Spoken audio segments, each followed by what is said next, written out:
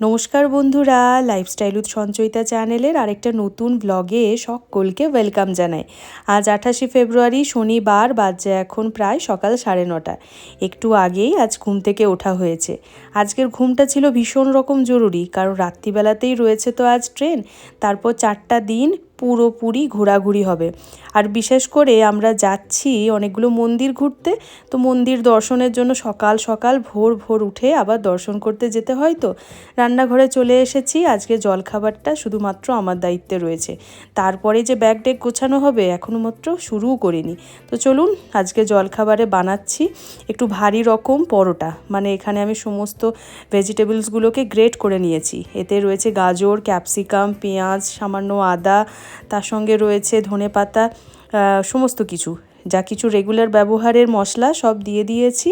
আর খুব ভালো করে নুন দিয়ে এরপরে নাড়াচাড়া করব। কিছুক্ষণ পরে জল বেরিয়ে আসবে, তারপর আরেকটু ফ্রাই করব। গরম মশলা গুঁড়ো সামান্য দিয়েছি, একটু গোলমরিচ গুঁড়ো আর বেশ কিছুটা ধনেপাতা। খুব ভালো করে এরপরে ফ্রাই করব পুরো ব্যাপারটাকে। সব শেষে 4টা ডিমকে ভেঙে দিয়ে দিয়েছি। সামান্য গোলমরিচ উপর থেকে আর একটু অ্যাড করে নিলাম, আর একটু নুন। খুব ভালো করে এরপরে এগ ভুর্জিটা ভেজিটেবলস দিয়ে বানিয়ে নেব। বেশ সময় লাগে এরপরেই, কারণ এগটা না হলে কাঁচা কাঁচা রয়ে যাবে।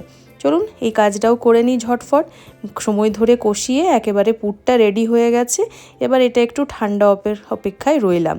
তো চলুন সামনের একটা প্লেটে ঢেলে রাখি। ফ্রিজে সামান্য পনির ছিল, সেটাও দিয়ে দিলাম এটার সঙ্গে। একেবারে জমিয়ে পনির স্টাফড ভেজিটেবল পরোটা আর কি খাওয়া হবে। পরোটার বিভিন্ন ভ্যারাইটি করা হয় ঠিকই, এটার সঙ্গে আর তরকারি পাতে কিছু লাগে না, তো এই সামান্য একটু শেজওয়ান চাটনি বা সস দিয়ে সুন্দর খাওয়া হয়ে যায়। তাই আমি মাঝে মধ্যেই এই ধরনের জলখাবারের আইটেমগুলো বানিয়ে থাকি। ঝটফট একটা একটা করে ভাজবো আর সবাইকে এক এক করে সার্ভ করে দেবো। এই সুন্দর কাজটা হয়ে যাক, দিয়ে ওইদিকে ব্যাগপত্রগুলো বার করে রেখেছি। দেখি কটা হয়। মোটামুটি কম জিনিসপত্র নিয়েই যাব ভেবেছি, কারণ অনেক জার্নি আছে। এই দেখুন না, ব্যাগগুলোকে বার করে শুধুমাত্র রাখা হয়েছে। পোগো ওই পিঠের ব্যাগটা নিয়ে যাবে, ক্যামেরার ব্যাগটাও বার করে রাখা হয়েছে, ক্যামেরাকে দেওয়া হয়েছে চার্জে, আর সাথে একখানা ট্রলি। তবে এই ট্রলিতে মনে হচ্ছে না হবে বলে। অনির্বাণ আজকে লাঞ্চের দায়িত্বে চিকেন বানাচ্ছে, সে একদম কষিয়ে। এতটা টাইম ধরে চিকেন বানানোর সময় আজকে আমার ছিলই না, তাই এই দায়িত্বটা আজকে আর আমি নিইনি। অনির্বাণ খুব ভালো চিকেন বানায় আর অনেকটা সময় দেয়, তো সে কারণে টেস্টও হয় ভীষণ ভালো। তবে ভাবছি এই চিকেনটার সঙ্গে আবার রাইসটাও জুড়ে দিই একসঙ্গে, ওই বিরিয়ানি মতো হয়ে যাবে। ওই ইয়াকনি পোলাও যাই বলেন না কেন, খেতে ভালোই হবে আর কি। চিকেনটার রং এসেছে এমনিতেই সুন্দর, একটু আরও সেদ্ধ হতে বাকি রয়েছে। সেই মুহূর্তে কিছুটা পরিমাণে চাল, ওই বাসমতি রাইস, ভালো করে ধুয়ে আর অ্যাড করে দিলাম। এই দেখুন, খুব ভালো করে এবারে মিক্স করব। আর তা বললে তো হবে না, বিরিয়ানি এর সঙ্গে আরও কিছু জিনিসের দরকার, যেমন বিরিয়ানি মশলা, সামান্য পরিমাণ দই, আরও কয়েকটা জিনিস যেগুলো না দিলেই হয় না। একটু বিরিয়ানি এসেন্স, তো সমস্ত কিছুই একটু একটু করে অ্যাড করে দিলাম। এবার পরিমাণ মতো বেশ কিছুটা জল দেওয়া হবে, আর তারপরে চাপা দিয়ে মোটামুটি আধ ঘন্টা মতো সময় লাগবে। আসলে চিকেনের পিসগুলো এবারে একটু বড় এসেছে, বিরিয়ানি কাটিংয়ের মতোই, তো সে কারণে চালটাও অ্যাড করে দিলাম, একসাথে দুটোই সেদ্ধ হয়ে যাবে। পরিমাণ মতো জল দিয়ে দিয়েছি, খুব ভালো করে মিক্স করাও হয়ে গেল। এরপরে ঢাকা দিয়ে মোটামুটি আধ ঘন্টা মতো ওয়েট করি। এই দেখুন কেমন হয়েছে বলুন তো। দেখতে কিন্তু আমাদের এই দক্ষিণের বিরিয়ানির মতোই হয়েছে। এই ধরনের মাখা মাখা বিরিয়ানি এদিকে হয়ে থাকে। এদিকে আমি চলে এসেছি, এরপরে জিনিসপত্রগুলো না গুছালেই নয়, মাথার মধ্যে কেমন যেন সব কিছু পাজল হয়ে যাচ্ছে। আমার আর মায়ের একটা ব্যাগ মোটামুটি রেডি হয়ে গেছে, এই ছোট ট্রলিখানা পোগো আর অনির্বাণের জন্য রেডি করা হচ্ছে। পোগোর কোনো বিক্ষেপ নেই, আমারই একা সব টেনশন। সমস্ত কিছু ব্যাগপত্র যা কিছু গুছিয়ে নিয়ে যাওয়ার সমস্ত ব্যাপার নিয়ে এখন আমার মাথায় যেন চরম আঘাত আর কি। মা বিকেল বাজছে এখন 4টা, লুচি টুচি বানানো কমপ্লিট, ট্রেনে নিয়ে যাওয়ার খাবারের জন্যই এসব বানানো হচ্ছে এখন। আর সাথে আমি বানাচ্ছি একটু কষা করে আলুর দম। তো আলুর দমের সঙ্গে সামান্য পরিমাণে পনির ছিল ফ্রিজে, সেটাও অ্যাড করে দিয়েছি। আর বেশ কিছুটা ওই মটরশুঁটিও অ্যাড করলাম।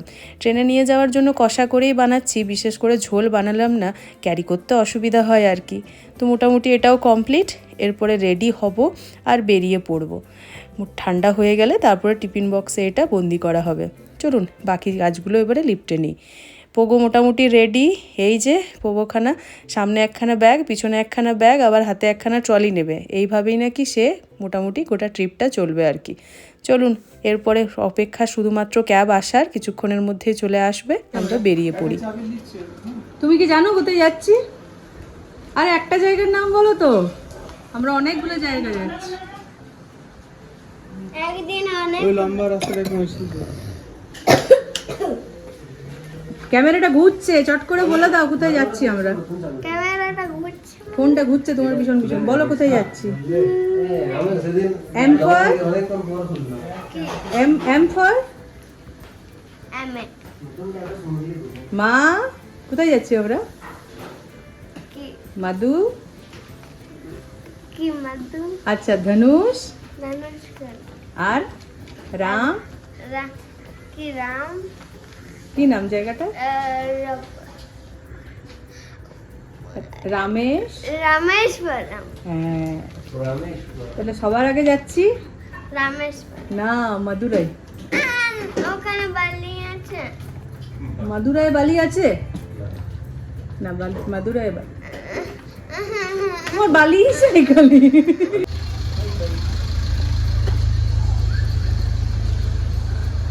Bye bye.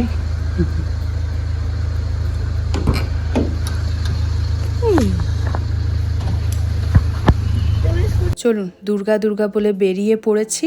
আর আমরা এখন যে স্টেশনটা যাচ্ছি সেটা বাড়ি থেকে বেশ কিছুটা দূরে। ব্যাঙ্গালোরে অনেকগুলো স্টেশন রয়েছে, তো এটার নাম হলো এসবিসি। আমাদের বাড়ি থেকে মোটামুটি 17 কিলোমিটার মতো ডিস্টেন্স। আর গুগল ম্যাপ বলছে এখন যা পরিস্থিতি ট্রাফিক, তাতে পৌঁছাতে সময় লাগবে প্রায় 1 ঘন্টা 15 মিনিট মতো। টাইম অনেকটা হাতে নিয়েই বেরিয়েছি, 7টা নাগাদ বেরিয়ে পড়েছিলাম। আর ওই 9টা 15 নাগাদ রাত্রিবেলায় ট্রেন। চলুন আস্তে আস্তে এরপরে পৌঁছাই।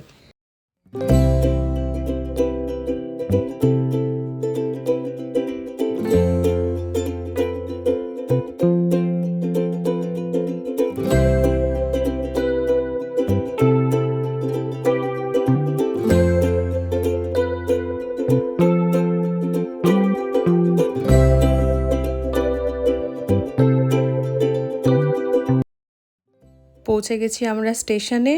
পৌঁছে পরে যেটা কাজ, কোন প্ল্যাটফর্মে আসছে সেটা চেক করে নেওয়া। ওই যে তুতিকোরিন এক্সপ্রেস 5 নম্বর প্ল্যাটফর্মে আসবে। চলুন গিয়ে পৌঁছাই। পৌঁছে গেছি আমরা স্টেশনে, সময় থাকতে প্রায় এখনও 8 ঘন্টা বাকি। 8:30 বাজছে, 9টা 5-এ ট্রেন আসবে। মানে থ্যাংক গড, অনেকদিন পর আমরা অনেকটা টাইম আগে পৌঁছেছি। একদম ধীরে সুস্থিরে যাওয়া যাবে। চলো, ঘড়ির কাঁটায় প্রায় 9টা 5, ট্রেন চলে এসেছে যথাসময়ে। 10 মিনিট মতো দাঁড়াবে, 9টা 15-তে এখান থেকে ছাড়ার কথা। কাজে হড়বড়িয়ে লাভ নেই, মোটামুটি আমাদের কম্পার্টমেন্ট খুঁজে ধীরে ধীরে চেপে পড়লেই হবে। এখান থেকে জার্নি মোটামুটি সারা রাতের। আগামীকাল সকাল 7টা 15 নাগাদ পৌঁছাবো আমরা মাদুরাই।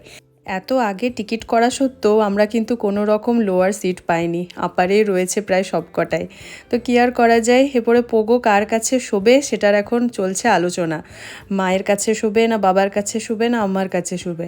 টাটা জানিয়ে ব্যাঙ্গালোর টাউনটাকে মোটামুটি 4 দিনের জন্য ছুটি নিলাম। চলুন এরপরে ধীরে সুস্থিরে খাবার দাবার বার করি, কারণ প্রায় 9:30 বাজছে। খেয়ে দিয়ে এবারে শুয়ে পড়বো। সকাল সকাল আবার উঠতে হবে, তো ঘুরবো তারপরে মন ভরে। ফাইনালি পোগো ডিসাইড করেছে ওর বাবার কাছেই শুবে, সাইড আপার সিটে। দুজন মিলে কি করে যে এরপরে ম্যানেজ হবে তার কোনো ঠিক নেই। তো যাই হোক, কোনো রকমভাবে রাত্রিটা কাটিয়ে নিলে সকালবেলা পৌঁছে যাব। তারপরে তো রয়েছে ঘোরাঘুরি। অনেক দিনের একটা ইচ্ছা পূরণ হতে চলেছে। বহুদিনের ইচ্ছা ছিল মাদুরাই রামেশ্বরম কন্যাকুমারী ট্রিপটা মাকে সাথে নিয়ে করার। তো ফাইনালি সেই দিনটা এসেও হাজির। সকলে মিলে আমরা একবারে তল্পি তল্পা নিয়ে বেরিয়ে পড়েছি। খুব সুন্দরভাবে 4টা দিন ঘুরে আসি। চলুন আপনারাও সাথে থাকবেন। সুইচটা অফ করে দিলাম লাইটের, শুয়ে পড়ব কিছুক্ষণের মধ্যেই। তবে জানলা থেকে রাত্রিবেলার আকাশটা দেখতে ভীষণই ভালো লাগছে। এটা ভেবে যে কালকে সকালটা হবে একটা নতুন জায়গায়, উইশলিস্টে থাকা আরেকটা জায়গায় এবারে টিকমার্ক পড়বে। ফ্রিজে যুক্ত হবে আরও নতুন কয়েকটা ম্যাগনেটস। নতুন কয়েকটা জায়গা অপেক্ষা করছে আমাদের, না আমরা অপেক্ষা করছি সেই সমস্ত জায়গাগুলো ঘুরে দেখার। ভেবে বলবেন তো কোনটা ঠিকভাবে বলা যায়। চলুন তাহলে আজকের ভ্লগটা এখানে শেষ করছি। কাল সকালে সরাসরি দেখা হবে একেবারে মাদুরাই শহর থেকে। থ্যাঙ্কস ফর ওয়াচিং বন্ধুরা।